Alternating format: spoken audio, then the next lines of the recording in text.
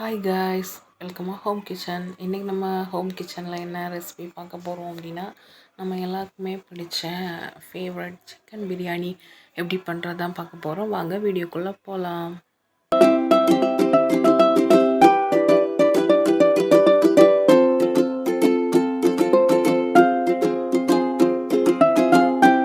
நம்ம சிக்கன் பிரியாணி பண்ணுறதுக்கு எல்லா பொருளுமே நான் எடுத்து வச்சாச்சு. எல்லாம் க்ளீன் பண்ணி கறியெல்லாம் க்ளீன் பண்ணி வச்சாச்சு. இப்போ என்னென்னா நான் உங்களுக்கு வரிசையாக காட்டுறேன். இது வந்து 1 கிலோ பாஸ்மதி ரைஸ் எடுத்துருக்கோம். இது சிக்கன் பிரியாணி பீஸ்க்கு நீங்கள் கட் பண்ணி வாங்கிக்கோங்க. இங்கே புதினா, கொத்தமல்லி, அதுக்கப்புறமா எலுமிச்சம்பழம், ஜிஞ்சர் கார்லிக் கடையில் இருந்து தான் வாங்கியிருது. தென் பிரியாணி மசாலா 1 கிலோ பிரியாணிக்கு நான் 4 பெரிய வெங்காயமாக எடுத்திருக்கேன். ஒரு சின்ன தக்காளி அப்படிங்கும்போது ஒரு 5 தக்காளி நான் எடுத்து கட் பண்ணி வச்சுருக்கேன். அப்புறமா பச்சை மிளகா, அப்புறமா ஒரு 3 ஸ்பூன் அளவுக்கு நீங்கள் தயிர் எடுத்துக்கோங்க. இந்த கப்பு நான் எதுக்கு காட்டுறேன் அப்படின்னா, இந்த கப்புக்கு 4 கப் அளவு தான் நான் பாஸ்மதி ரைஸ் எடுத்திருக்கேன். ஸோ ஒரு கப்புக்கு 2 கப் வீதம் தண்ணி வச்சு நீங்கள் வந்து அதை பாயில் பண்ணி வச்சுக்கோங்க. தண்ணியை வந்து பாயில் பண்ணிக்கோங்க. இப்போ நம்ம பிரியாணிக்கு வந்து சில்லி சிக்கன் பண்ண போகிறோம். அதுக்கு என்னெல்லாம் தேவை அப்படின்னா, இதுக்கு 1/2 டீஸ்பூன் மஞ்சள் பொடி, அப்புறமா ஜிஞ்சர் கார்லிக் பேஸ்ட். இது ஃப்ரெஷ்ஷாக வேணும்னா நீங்கள் அரைச்சிக்கோங்க. இது நம்ம கடையில் வாங்குகிற பாக்கெட் தான். அப்புறமா 2 டீஸ்பூன் அளவுக்கு சிக்கன் 65 மசாலா ஆட் பண்ணிக்கிறேன். இது கூடவே ஒரு 1/2 ஸ்பூன் அளவுக்கு நான் வந்து சில்லி பவுடர் இருக்கு இல்லையா, அதை ஆட் பண்ணியிருக்கேன். ஏன்னா நீங்கள் ஸ்பைசஸ் நிறைய சாப்பிடுவீங்க அப்படின்ட்டு நீங்கள் ஸ்பைஸியாக வேணும் அப்படின்னா 1 டீஸ்பூன் அளவு ஆட் பண்ணிக்கோங்க. ஃபைனலாக நம்ம வந்து ஒரு 2 டீஸ்பூன் அளவுக்கு வந்து கார்ன்ஃப்ளவர் நான் ஆட் பண்ணியிருக்கேன். இதில் உங்களுக்கு ஃபுட் கலர் வேணும் அப்படின்னா நீங்கள் ஆட் பண்ணிக்கோங்க. இல்லைன்னா காஷ்மீர் சில்லி பவுடர் வாங்கிக்கோங்க. அது இன்னும் கலராக இருக்கும். தென் காரம் நமக்கு கம்மியாக, அதில் காரம் இருக்காது, கலருக்கு வேணால் அது கூட ஆட் பண்ணிக்கோங்க. இப்போ இந்த மாதிரி கை வச்சு நல்லா பிசைஞ்சு எடுத்துக்கோங்க. ஆல்ரெடி சிக்கன் 65ல் வந்து சால்ட் இருக்கும். ஸோ பார்த்து போடுங்க. இல்லை உங்களுக்கு கம்மியாக இருக்குதுன்னா நீங்கள் இது கூட ஆட் பண்ணிக்கோங்க. இந்த மாதிரி நல்லா எல்லா சிக்கன் பீஸ்லேயும் வந்து மசாலா ஸ்ப்ரெட் ஆகுறது மாதிரி இந்த மாதிரி நல்லா மிக்ஸ் பண்ணி எடுத்துக்கலாம். இப்போ இதுக்கு கூட வந்து ஒரு 1/2 டீஸ்பூன் அளவுக்கு லெமன் ஜூஸ் எடுத்துக்கோங்க. லெமன் ஜூஸ் ஆட் பண்ணி இந்த மாதிரி பிசைஞ்சு எடுத்துக்கோங்க. இது கிட்டத்தட்ட ஒரு மணி நேரம் நல்லா ஊறட்டும். அதனாலே நம்ம ஃபஸ்ட்டே இந்த மாதிரி விரசி நம்ம ஃப்ரிட்ஜில் வச்சுருந்தா எல்லா மசாலாவும் பிடிச்சி இன்னும் சூப்பராக இருக்கும். நான் வெளியில் தான் வச்சுருந்தேன். இப்போ வந்து நான் அந்த 1 கிலோ பாஸ்மதி அரிசி எடுத்து வச்சுருந்தேன் இல்லையா, அதை நான் ஒரு 3 டைம் நல்லா வாஷ் பண்ணிக்கிறேன். பிரியாணி அரிசி கழுவும்போது நார்மல் ரைஸ் மாதிரி அழுத்தம் கொடுத்து கழுவாதீங்க. லைட்டாக கழுவினாலே போதும். இந்த அழுக்கெல்லாம் நம்ம வந்து 3 டைம் நம்ம வாஷ் பண்ணுறதுலே போயிடும். இப்போ நம்ம பாயில் பண்ணி வச்சுருந்த தண்ணி எடுத்து அந்த பிரியாணி அரிசியை நல்லா வடிகட்டிட்டு அதில் இந்த தண்ணியை ஊற்றி இந்த மாதிரி மூடி போட்டு மூடி வச்சுக்கோங்க. இந்த தண்ணியிலே அது வந்து முக்கால்வாசி நமக்கு வந்து வெந்து வந்துடும். இப்போ நம்ம பிரியாணி பண்ணுற பாத்திரத்தை அடுப்பில் வச்சுட்டு பாத்திரம் நல்லா காய்ச்சோன்னா அதில் ஒரு 2 குழியர் கரண்டி அளவுக்கு நம்ம வந்து ஆயில் சேர்த்துக்கலாம். ஆயில் காஞ்சதும் அதில் டீஸ்பூன் அளவு சொல்லணுன்னா ஒரு 3 டீஸ்பூன் அளவுக்கு கீ ஆட் பண்ணிக்கோங்க. இப்போ நல்லா காய்ச்ச பிறகு ஸ்பைசஸ் எல்லாம் ஆட் பண்ணிக்கோங்க. பட்டை, லவங்கம், பிரியாணி இலை இதெல்லாம் ஆட் பண்ணிக்கோங்க.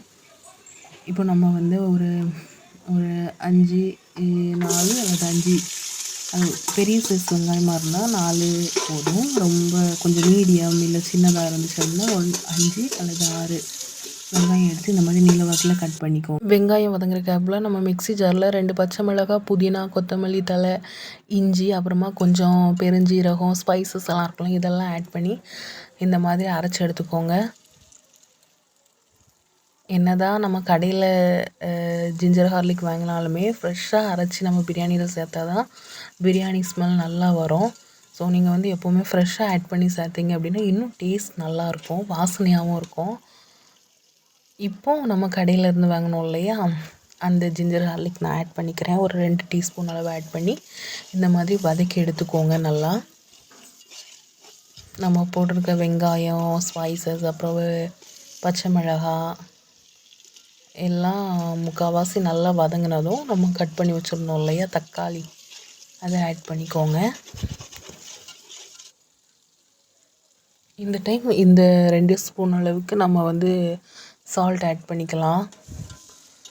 அப்படின்னா சீக்கிரம் வதங்கி வந்துடும் இல்லையா, அதுக்கு வேண்டி நம்ம சால்ட் ஆட் பண்ணி இந்த மாதிரி நல்லா மிக்ஸ் பண்ணி எடுத்துக்கோங்க. இந்த மாதிரி கரண்டி வச்சு கொஞ்சம் இப்படி குத்தி விட்டீங்க அப்படின்னா சீக்கிரம் அந்த தக்காளி எல்லாம் நல்லா மேஷ் ஆயிரும்.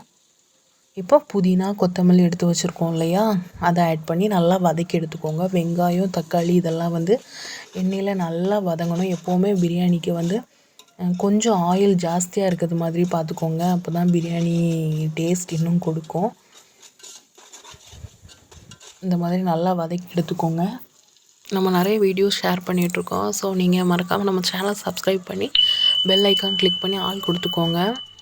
இப்போ நம்ம வந்து இந்த பிரியாணிக்கு தேவையான மசாலாலாம் ஆட் பண்ணிக்கலாம். நான் ஒரு டீஸ்பூன் அளவுக்கு வத்தல் பொடி, ஒரு அரை டீஸ்பூன் அளவுக்கு மஞ்சள் பொடி, ஒரு டீஸ்பூன் அளவு கரம் மசாலா, ஒரு டீஸ்பூன் அளவு சிக்கன் மசாலா இருக்குல்ல, சிக்கன் பொடி, இவ்வளோத்தையும் நான் வந்து ஆட் பண்ணியிருக்கேன். இப்போ நான் ஒரு 2 டீஸ்பூன் அளவுக்கு நான் வந்து தயிர் ஆட் பண்ணியிருக்கேன். இப்போ இதெல்லாம் போட்டு நல்லா மிக்ஸ் பண்ணி எடுத்துக்கலாம். இதுக்கப்புறம் சிக்கன் ஆட் பண்ணிக்கோங்க.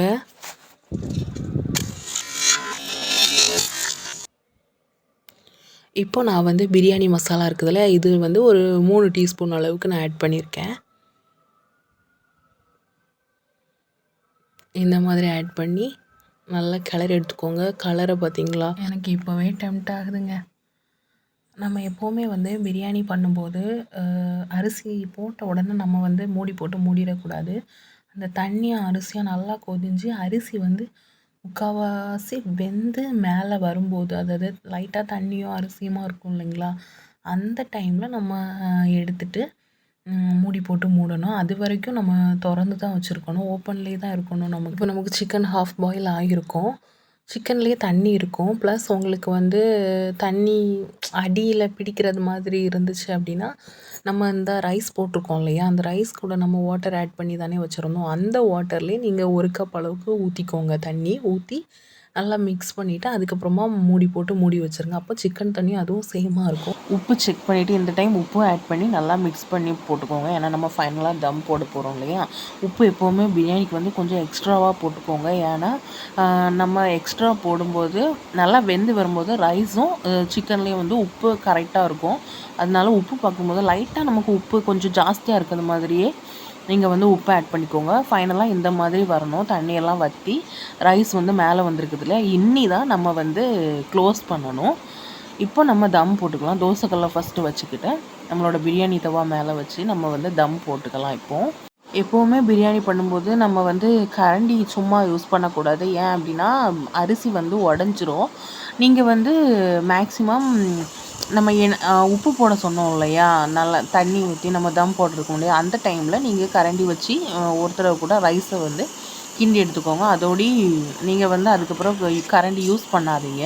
அப்போ தான் ரைஸ் உடையாம அழகாக வரும். நம்ம இப்போது கொத்தமல்லி புதினாலாம் போட்டு நம்ம பிரியாணியை க்ளோஸ் பண்ணியாச்சு.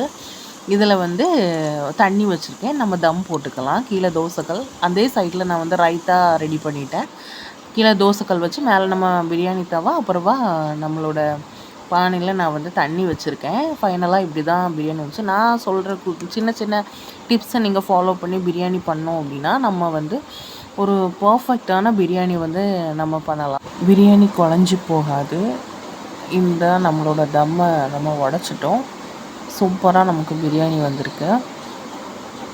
இந்த மாதிரி அதே மாதிரி ரொம்ப போட்டு கிண்டாதீங்க. சைடில் இருந்து லைட்டாக நான் பண்ணுறேன் இல்லையா, இந்த மாதிரி லைட்டாக நீங்கள் எடுத்தீங்க அப்படின்னாலே ரைஸ் உடையாது. இப்போ நம்மளோட பிரியாணியை நம்ம கீழே ஓரமாக எடுத்து வச்சிடலாம். இப்போ தோசைக்கெல்லாம் அந்த சூடான தோசைக்கெல்லாம் மேலே வெயிட் போட்டு வச்சுக்கோங்க. சிக்கன் 65க்கு எண்ணெய் ஊற்றிக்கலாம். அப்படியே நம்ம பக்கத்தில் அடை பாயாசம் அதுவும் வச்சிட்ருக்கோம். எண்ணெய் காஞ்சிட்ருக்குது. இந்த கேப்பில் நமக்கு வயிறு வேறு பசிக்க ஆரம்பிச்சிருச்சு. ஸோ லைட்டாக அதுக்கும் ஃபுட்டு கொடுக்கணும் இல்லையா. ஸோ அதுவும் இல்லாமல் என் ஹஸ்பண்ட் வேறு வந்துட்டாங்க. டைம் வேறு இப்போவே 2:30 தாண்டிடுச்சு. 3 மணி தாண்டிடும் போலேயே. ஸோ அது வர வயத்தை கொஞ்சம் ரொப்பிக்கலாம் அப்படின்ட்டு 2 பேரும் பாதாம் மில்க் பண்ணி குடித்தாச்சு. அவங்களுக்கும் கொஞ்சம் கொடுத்துட்டு இப்போ நம்ம வந்து எண்ணெய் நல்லா காஞ்சிடுச்சு. அதில் நம்ம சிக்கனெல்லாம் போட்டு இந்த மாதிரி ஃப்ரை பண்ணி எடுத்துக்கலாம். ஏன்னா டிஷ்ஷெல்லாம் கொஞ்சம் ரெசிபிஸ் நிறைய போயிட்டுருக்குதா, அதனால நம்ம வயத்தை கொஞ்சம் ரொப்பிக்கலாம் அப்படின்ட்டு அதையும் ரொப்பிக்கிட்டு நம்மளோட வேலையை மறுபடியும் கண்டினியூ பண்ணியாச்சு. இந்த மாதிரி ஃப்ரை பண்ணிவிட்டு சைடில் 4 எக்கு வந்து நான் வந்து பாயில் பண்ணிகிட்ருக்கேன். ஃபைனலாக பாயாசம் என்னடா தனியாக இருக்குது அப்படின்னு யோசிக்காதீங்க.